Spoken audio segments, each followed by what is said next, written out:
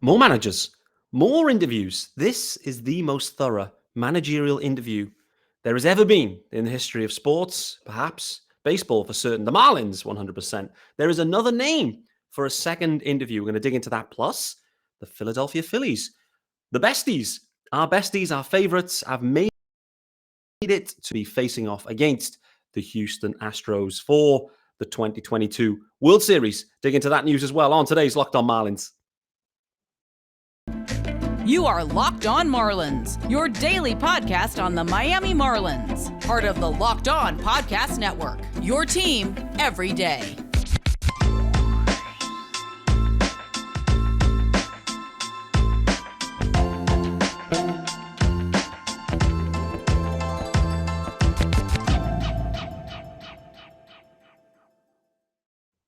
Greetings from England and welcome to Monday's episode of Locked On Marlins. I am your host, Peter Pratt.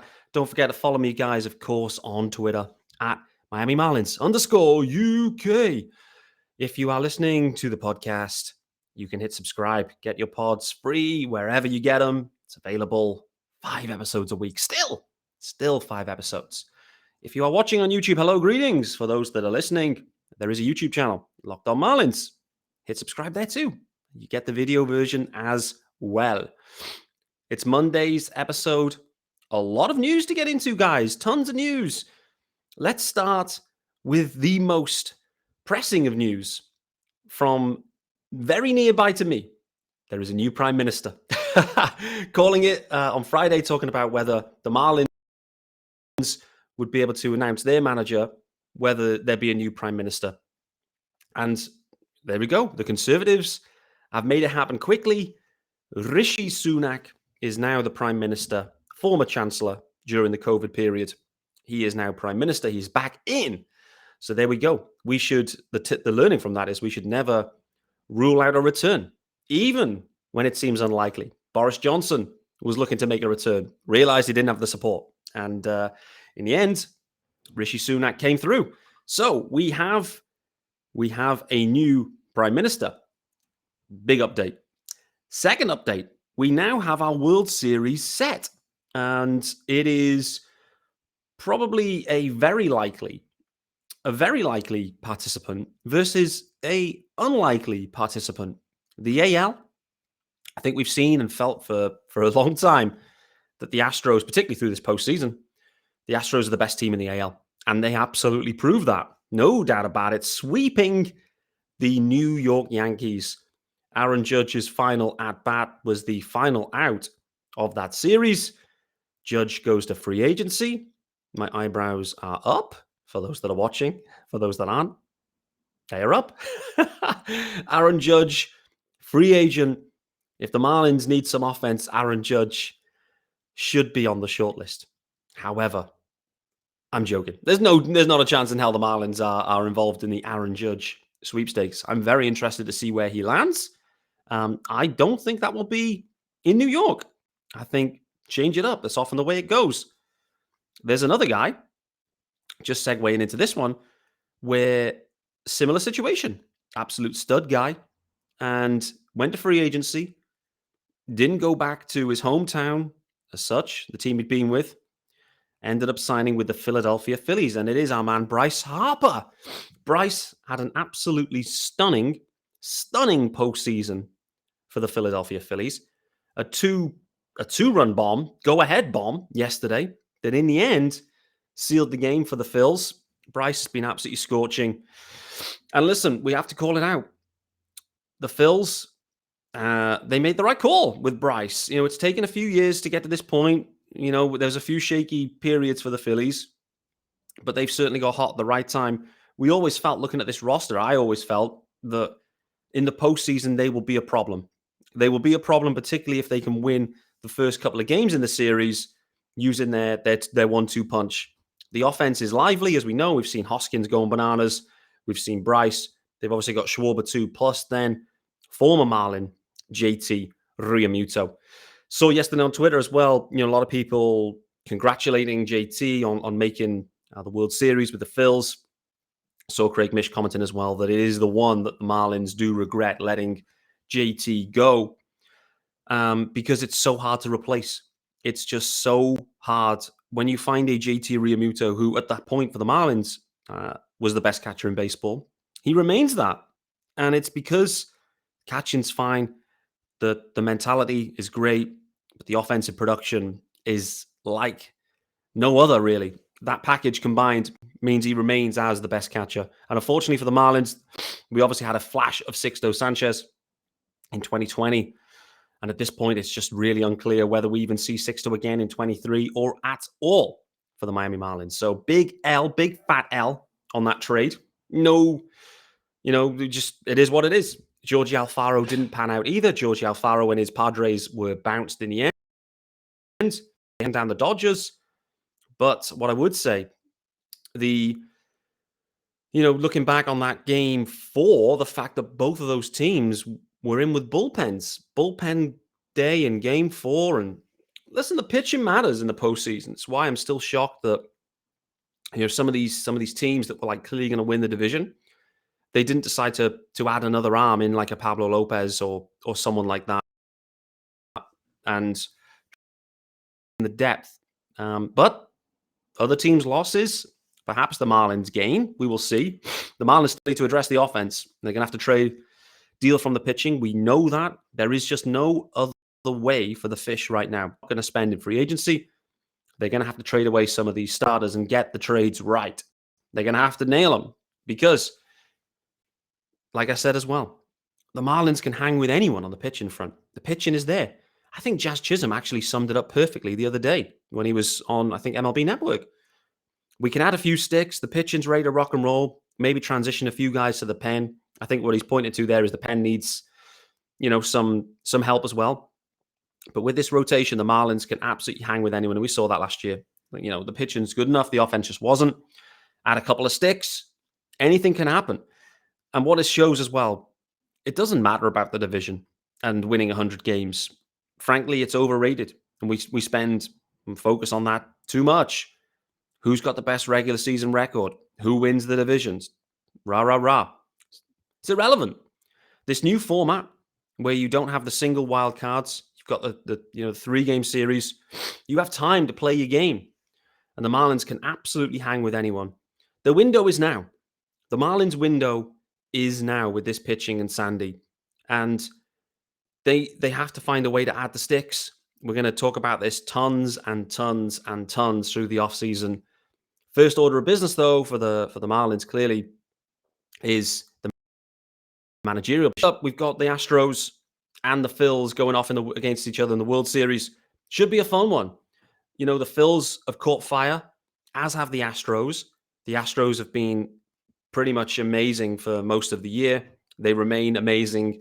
Their rookie stud, Pena, with a big bomb yesterday in a big spot. Big players are showing up. That's the thing. And from a Phillies perspective, they will feel justified with the Bryce Harper contract now, where some may look at that and say that was the wrong decision. And at the end of the day, they got the call right there. He was worth it. I think the Padres would feel the same about the Manny Machado money and that contract too. Obviously, they fell there along the way. But these teams adding in the big studs, it certainly helps, right, come the postseason. So Phils and Astros, fun series. Looking forward to it. The interesting wrinkle now, because both series are wrapped up so soon, 4 and 5 games respectively, there's quite a few off days now baked into it. And let's remember where we started when we got to the divisional rounds, where apart from the Astros, came in cold after 5 days, 6 days, whatever it was, rest. It's going to be interesting to see, can the offenses continue to keep the fire going? And as I mentioned, for the Phils, I think, for them, it comes down to, can they get at least one win out of the Nola and Wheeler starts? It's imperative for the Phillies. Just imagine if the Phillies take those first 2. It's going to be really interesting from that point. Fun series. Good friends of mine, fans of both those teams, and wish them every success. Only one could take the crown, unfortunately, but it should be fun. I am intrigued. Are you still watching? For us Marlins fans, are you still watching the games? I'm still watching the particularly UK friendly ones, obviously, and there's been some fun games. Seen a lot of obviously the divisional guys in there, the Braves and the Phils, because of the East Coast side being played earlier. and they're not the huge markets like the Yankees and the Dodgers. Nevertheless, I think it's been a fun postseason. I've really enjoyed it. I actually really enjoyed the tweak in the format, made it more exciting, more games.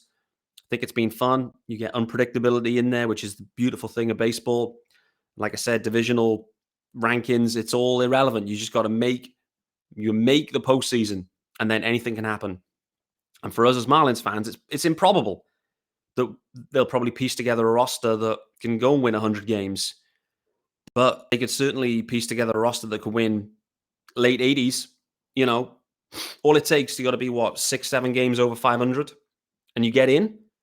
Then you turn it over to your rotation and a revamped offense. Like, there's a pathway to the Marlins having success again in the postseason. Need to get the sticks. We know it. Okay, we're going to talk about, so we've covered Prime Minister and we've covered World Series. We need to talk about managerial, and continues, and the thoroughness is impressive. Let's call it that. It's impressive, the amount of thoroughness that's going on. They're also thinking about the assistant GM role as well. Did see notes around that. So we're going to dig into that real shortly.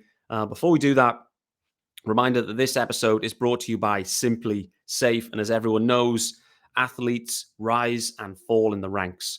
But when it comes to saving money, Simply Safe always stays on top. And right now, you can save big time with Simply Safe Home Security. They're giving listeners 40% off their advanced security system. Simply Safe was just named the best home security of 2022 by US News. I use it. I love it. You'll love it too. Because safety is the only thing that matters. And they've got 24/7 professional monitoring. When a threat is detected, Simply Safe's monitoring professionals promptly contact you and dispatch first responders to your home, even if you're away, maybe at the ballpark perhaps, or unable to respond. Monitoring, it costs just under $1 a day. Under $1 a day. That's less than half the cost of ADT's traditional professional installed plans. So don't miss this chance to save big, huge, when you protect your home with the best. Get 40% off your order when you visit simplysafe.com/LockedOnMLB today. Customize the perfect system for your home in just a few minutes. That's it. simplysafe.com/LockedOnMLB. There's no safe like Simply Safe. Love that phrase. Love that slogan. Great. Okay, guys, so let's talk some Marlins. How about those Marlins, baby? Yes, this is still a Marlins show. We have to cover the news, from across the pond over here in the UK, and also what's happening in baseball in general. But we got further news. There's another candidate for the Marlins. On Friday, we had Skip Schumacher. Pronunciation not yet confirmed still. I'm going to go with Schumacher for now. So Skip emerged. Here's what I did see. I like this. Fish Stripe's doing a great job covering this and digging into it. Eli, I think, shared a great clip of a 2021 game between the Marlins and Padres, where Skip was working then at that point. And he ended up it was in Lone Depot, and he came buzzing out of the dugout. And I'm pretty sure it was an evening game with the roof closed. I'm pretty sure he came buzzing out with his shades on, Oakley shades, took his shades off as he kind of got to the top onto the field. He's got the sleeve tattoo going on. He came up to the ump. He gave him everything, got ejected, pointing fingers, rah, rah, rah. I mean, Skip looks the part, right? He looks the part. Sleeve, shades on, inside in the dark. Just sign him up now. Get him done. And like I said on Friday, I think that was my kind of gut feel, actually. But news then again today. We have another finalist, another one. Luis Rojas. No connection to Miguel Rojas. Not his dad or his brother or anything. But Luis Rojas. And you're thinking, I recognize that name. Where do I recognize Luis Rojas? He managed the Mets for 2 seasons. So he was in the division. He managed the Mets in 2020 and 2021. Here's my assessment on Luis Rojas and my view on this one from afar, not being in the room and hearing the presentations. Straight up no. Hard no. Flat no. Come on. When I think back to the Mets of 2021, all I remember is that clubhouse chaos. where they were chasing raccoons and all sorts. No. There was weird vibes last year in the Cubs. If that was what was going on in Luis Rojas' tenure in New York, no, not for me. And let's be honest, he was a big failure in New York. He had 2 losing seasons, under 500 ball for the Mets. Look what happened this year. You put a guy in charge who knows what he's doing. Yes, they added to it. They added to the roster. I get that. With, Starling Marte, Mark Canha, some impact players. But you can't tell me that those guys impacted in a way where they won 30 more games or whatever it was because of those couple of signings. No. So that just points to it. You get a manager in that knows what he's doing, add a few pieces, get everyone humming. And the Mets, they started great. They were on fire. So for me, big, fat red flag on Luis Rojas. I'm out on him for certain. But more broadly, the interesting bit here for the Marlins, they are going for one of the most thorough interview processes ever, where they're getting guys in for second interviews. And, there's at least 4 of them. They've seen at least 10 candidates by all accounts in total. I mean, they're going to start running out of candidates soon. They're going to be back around to Don Mattingly soon enough. Maybe, hey, Donnie, we got a vacancy here. You in? Did see some musings on Twitter that was amusing. That they New York Yankees Twitter, let's say, saying about, hey, maybe it's time for a reshuffle. Let's get Boone out and Mattingly in and get Jeter in the front office too. Just bring the old Yankees legends back. I have to say, I would be very intrigued to see what Jeter could do back at the Yankees and what Don Mattingly could do with the Yankees. I don't know what state the Yankees are going to be in next year. Well, obviously, if Judge goes elsewhere, there's going to be a big gaping hole there. I think, I'm not convinced they're going to be amazing in 2020. I didn't think they were going to be amazing in 22, and they pieced it together and won a ton of games. So did see people talking about Donnie and Jeter reunions in that happens. But for me, from the Marlins side now, this kind of news that dropped that maybe Joe Espada was going to sign with the Red Sox and take on that role, that doesn't sound like it's actually been formalized. So the reporting's been put out there. And it's possible still. He's still obviously involved in the postseason. And so perhaps that is the hang-up there. Maybe he has accepted the role. And hence why the Marlins continue to interview candidates. Maybe that the Marlins were looking to go with Joe Espada. He had interest elsewhere and maybe preferred Chicago. It's completely possible. That then makes them go down the pathway of, okay, great, well, let's go to plan B or C with Schumacher, or Luis Rojas. But for me, flat out 0, no on Luis Rojas. We'll wait and see. They've also been interviewing an assistant GM who's currently with the Astros. Kim's also looking to fill that spot. There's a lot of activity early, trying to get things done and get the guys in place because, there's a lot of decisions to be made. First one as well, that's like looming in the next, 10 days is the roster itself, because there's 8 guys, I think 6 to 8 guys on the 60-day IL. As soon as the World Series end, they have to come off. The 60-day IL and the IL in general disappears. So the Marlins are going to have to trim their roster. And so perhaps, they want the manager in place in advance of that. Craig Mish was talking about it would be this week. Was it before the Prime Minister? No, it was not. Prime Minister beat them. He's efficient as ever. Got Rishi Sunak in.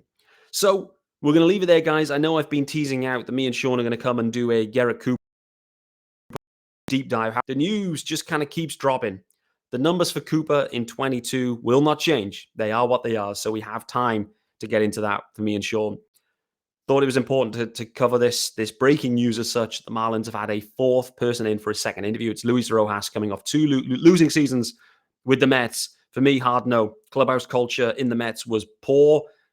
I think that is a red flag for me. Poor record, poor culture. No. We're going to be back tomorrow, though. It's Tuesday tomorrow, of course. And we will be back. Locked On Marlins continues as a daily podcast. Thanks for making Locked On Marlins your first listen of the day, guys. I do appreciate it. And if you are thinking about your second listen of the day, then, well, you don't have to look any further than, where can you look? You can look Locked On Sports Today podcast. It's the biggest stories of the day, plus instant reactions, game recaps, and take of the day. It's available on the Audacity app, YouTube, and wherever you get your podcasts. The same as Locked On Marlins, guys. So that's going to wrap us up. Monday's episode, Locked On Marlins, is in the book. New Prime Minister's in. Astros and Phils are going to be going for it in the World Series. The Marlins have had a fourth candidate in for the second stage interviews. And with that being said, we'll see you tomorrow.